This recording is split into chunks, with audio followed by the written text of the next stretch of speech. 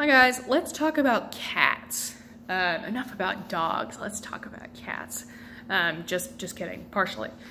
So what do you do, how do you teach a dog to coexist with a cat?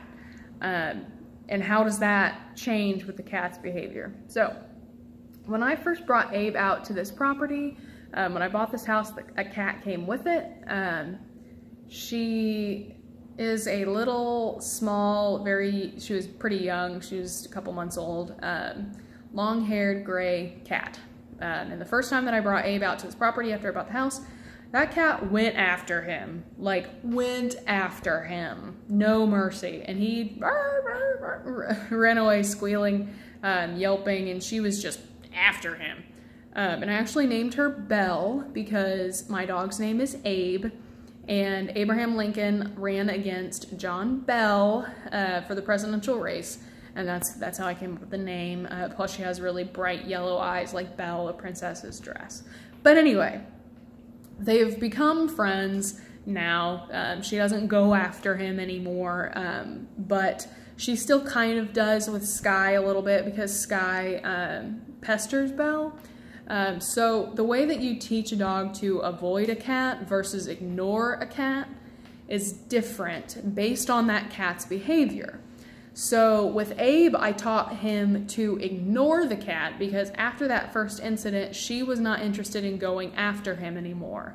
She would completely ignore him. So I taught him to ignore her. So the way that I would do that is with a remote collar. You can do it with a leash, you can do it with food, you can do it a bunch of different ways. I tend to use the remote collar because it's easier, it is effective, and it's fast. And it's not inhumane to the dog. It's not like I'm lighting his ass up every time he goes near the cat.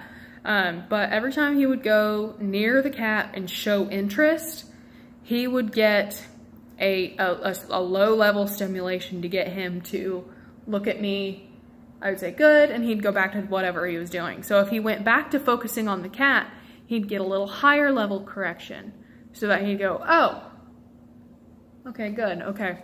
And he would go back to what he was doing. And by that time, he would lose interest in the cat and walk away. So that's kind of how you would do that. So when the dog gets really focused on the cat, you give not a correction, like a correction, but enough that it's interrupting. You're interrupting that dog's interest in the cat. So that's if the cat ignores the dog. So if the cat actively goes after the dog, it's different. So you can correct a cat. There's not a whole lot you can do to train a cat, as far as I know anyway. I'm a dog trainer. I don't do cats. I love cats, I do, but I don't train cats. But you can use a bonker, which is a towel, a cotton towel wrapped up with elastics. You can throw that at the cat. Maybe you can make some progress with that. I don't know. But with Sky, I taught her to actively avoid the cat because the cat goes after her because Sky pesters her. So with that, I'd use the same kind of theory, but I do a higher level on the remote. So anytime the dog gets even near the cat, she gets a correction. And again, not a correction, but enough to interrupt the behavior.